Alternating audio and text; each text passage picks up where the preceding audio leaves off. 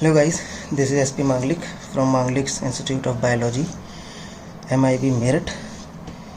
I hope सभी लोग अच्छे होंगे, मज़े में होंगे। कुछ तबीयत थोड़ी ख़राब थी 2-3 दिन से, तो इसलिए वीडियो में थोड़ा टाइम लग रहा है।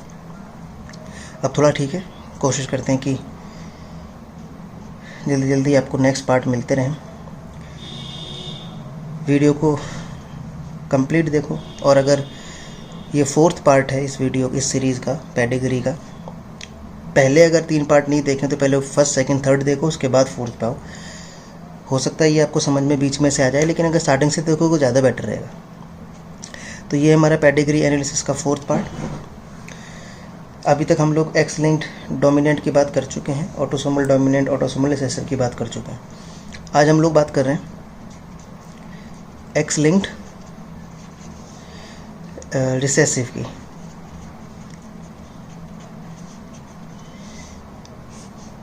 बैकग्राउंड नॉइज़ थोड़ा सा हो सकता है, मैं कोशिश करता हूँ काफ़ी कम करने का, लेकिन घर पे होने की वजह से कोई स्टूडियो सेटअप नहीं है, कोई माइक कैमरे वगैरह का सेटअप नहीं हो पा रहा है ढंग से, तो थोड़ा एडजस्ट करिए। ठीक। एक्स लिंक्ड रिसेसिव ट्रेट या डिसऑर्डर, कुछ भी आप बोलो। इसका मतलब क्या है? पहली चीज़ तो ये जो ट्रेट है, इसके लिए जो रिस्पॉन्सिबल जीन है वो एक्स क्रोमोसोम के ऊपर प्रेजेंट है, और उस जीन की जो रिसेसिव एलील की कॉपी है वो डिजीज़ कॉज करा रही है। हम सभी लोग को पता है।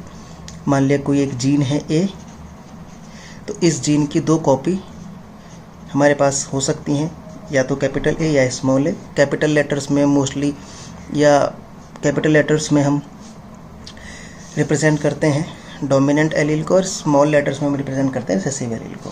रिसेसिव एलील वो जो डोमिनेंट एलील के साथ अगर आए तो अपना इफेक्ट शो नहीं कर सकता, उस वक्त पे डोमिनेंट एलील अपना काम करेगा। ठीक है। इस केस में जो हम देख रहे हैं, उस केस में हम देख रहे हैं जो रिसेसिव एलील है उसकी वजह से डिसऑर्डर आ रहा है, यानी कि जो रिसेसिव कॉपी है वो डिसऑर्डर देगा,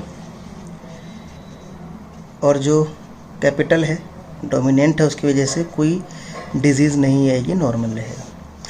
सबको पता है ये बात कि सेक्स क्रोमोसोम हमारे पास में 2 हैं, या तो एक्स हो सकता है या वाई हो सकता है।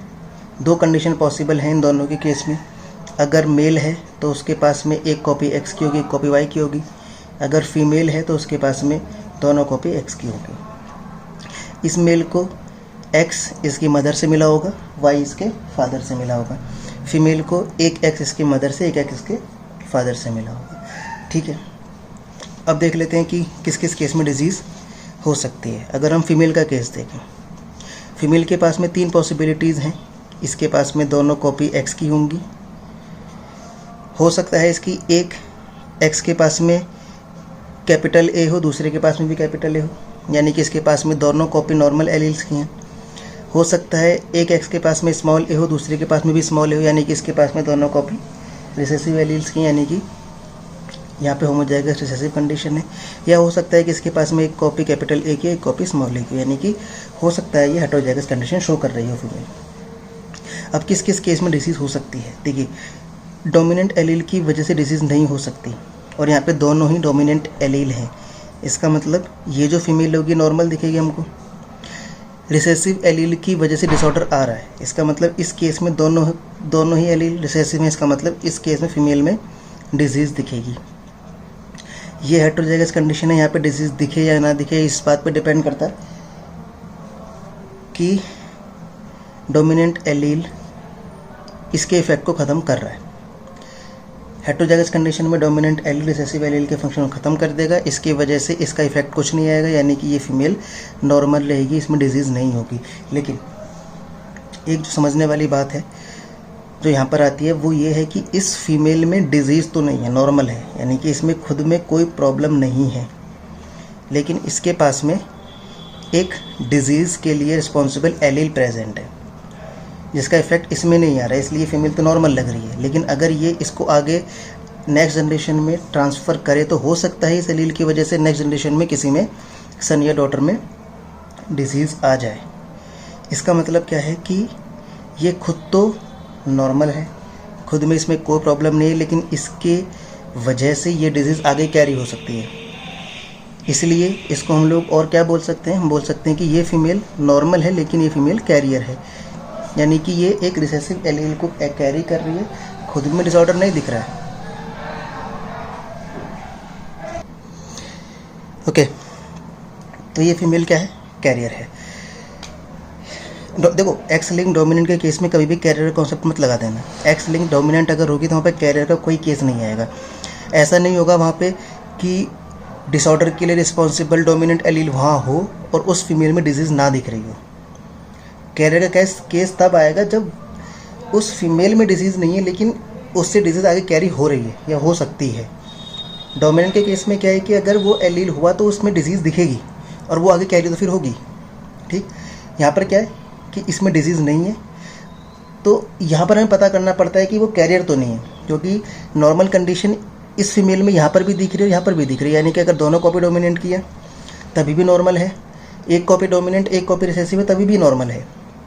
तो अगर रिसेसिव कंडीशन है तो यहाँ पर हमें चेक करना पड़ता है कि ये कैरियर तो नहीं है, यानी कि देखने में नॉर्मल है लेकिन क्या पता इसके जीनोटाइप में या इसके एक्स क्रोमोसोम पे कोई रिसेसिव एलील प्रेजेंट हो, तो ये फीमेल कैरियर हो सकती है।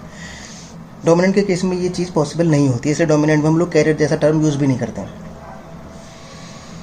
अब अगर बात करें हम मेल की, मेल में एक क्रोमोसोम एक्स, एक क्रोमोसोम वाई, एक क्रोमोसोम एक्स या एक क्रोमोसोम वाई। ठीक है, मेल के पास में एक ही एक्स क्रोमोसोम है, तो इसी के पास हो सकता है कि उस एक्स क्रोमोसोम पे या तो कैपिटल ए एलील हो या स्मॉल ए एलील हो, यानी कि या तो ये कंडीशन में ये नॉर्मल रहेगा और इस कंडीशन में इसमें डिजीज़ दिखेगी, इस कंडीशन में इसमें डिजीज़ दिखेगी। ठीक है, यहाँ पर कोई कैरियर जैसा कॉन्सेप्ट नहीं है। मेल के केस में सबसे आसान तरीका या तो होगी या नहीं होगी, और जो इसके पास में होगा उसको आगे डोनेट करेगा, कोई ऑप्शन भी नहीं है। अगर इसको मेल को डोनेट करना होगा, सन को डोनेट करना होगा तो वाई करेगा, अगर इसको फीमेल को डोनेट करना होगा तो एक्स करेगा, वो कोई सा भी हो। ठीक है, तो मेल या तो नॉर्मल होगा अगर कैपिटल ए है, और अगर इसके एक्स क्रोमोसोम पे स्मॉल ए है तो उसमें डिजीज़ दिखेगी। फीमेल के केस में वो नॉर्मल हो सकती है, वो डिजीज़ हो सकती है, या वो खुद नॉर्मल हो सकती है लेकिन आगे कैरी कर सकती है एलील्स को, तो उसको हम कैरियर भी बोल सकते हैं। ठीक है, अब इसके भी हम लोग एक दो एग्जांपल देख लेते हैं, जैसे अब तक देखते हुए आ रहे हैं हम लोग। ठीक है, तो एक पेडिग्री हम बना लेते हैं यहाँ पे। मान लिया ये फादर है, ये मदर है, इनकी प्रोजेनी है, एक डॉटर है, एक सन है, एक और सन है, तीनों में डिजीज़ दिख रही है और उनके पेरेंट्स में भी डिजीज़ दिख रही है। ये है पेडिग्री, सिंपल सी बात। अब पूछा है कि क्या ये pedigree x linked recessive condition को फॉलो करती है या नहीं करती है। सबसे आसान तरीका पेडिग्री सॉल्व करने का फिर से वही है, जिस चीज़ पे आप श्योर हैं उस चीज़ को पहले आप लिख लें। जैसे कि अगर इस मेल में डिजीज़ दिख रही है तो इसका मतलब इसके पास में स्मॉल ए ही होगा, दूसरा वाई होगा। इसमें डिजीज़ दिख रही है मतलब स्मॉल ए ही होगा और वाई होगा। इसमें फीमेल में दिख रही है तो इसका मतलब इसके पास में दोनों स्मॉल ए ही होनी चाहिए, यहाँ पर हमने देखा भी है। ठीक है,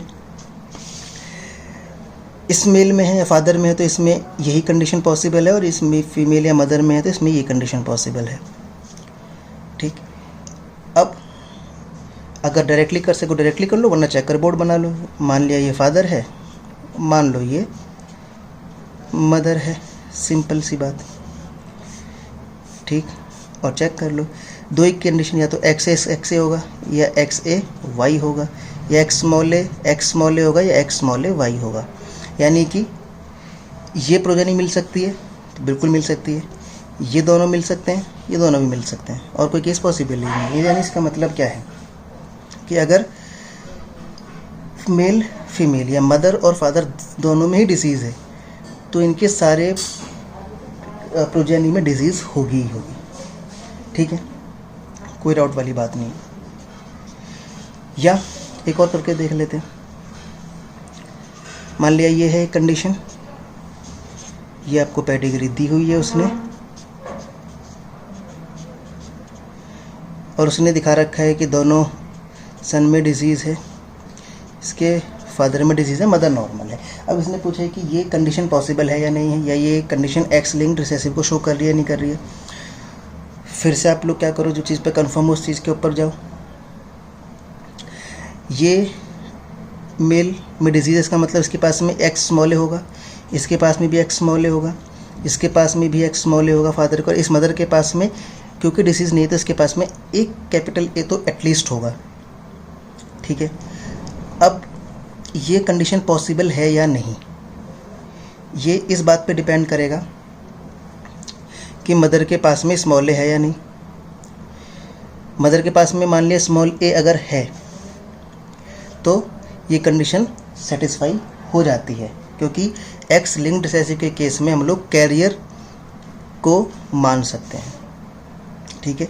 या फिर वो पेडिग्री अगर बना के देगा तो वो हमें हिंट भी देगा कि जो मदर है, मान लीजिए इसमें इसने एक सन और दिखाया जिसको नॉर्मल दिखा रखा है, यानी कि इसमें X capital A Y condition होगी, तो हम लोग मान सकते हैं इसमें कि हो सकता है ये कैपिटल ए इसकी मदर से मिला हो। तो इस केस में हम क्या बोल सकते हैं कि ये चीज़ पॉसिबल है। फादर में डिजीज़ है, मदर नॉर्मल है, इसके बाद भी 2 सन में डिजीज़ है, 1 सन में डिजीज़ नहीं है, तो क्या पॉसिबल है? तो बिल्कुल पॉसिबल हो सकती है। क्यों? क्योंकि मदर के पास में खुद डिजीज़ ना होने का मतलब ये नहीं है कि उसके पास में उस डिजीज़ के लिए रिसेसिव एलील है ही नहीं, उसके पास में रिसेसिव एलील भी है। तो अगर वो रिसेसिव एलील अपने सन को ट्रांसफ़र करती है तो उसके सन में डिजीज़ दिखेगी, अगर वो ट्रांसफ़र नहीं करती है, कैपिटल ट्रांसफ़र करते हैं, डिजीज़ नहीं दिखेगी। तो इस केस में इनके सन डिजीज़्ड भी दिख सकते हैं और नॉर्मल भी दिख सकते हैं, ठीक है। अभी आगे जब हम और थोड़े एग्जाम्पल लेंगे तो उसमें हम और देखेंगे चीज़ें कि कैसे कैसे हम लोग रिसेसिव केस को पहचानेंगे। बहुत बड़ी बड़ी हम 4-4, 5-5 जनरेशन की पेडिग्री सॉल्व करेंगे, इससे आपके कॉन्सेप्ट में और क्लियरिटी आएगी, ठीक है।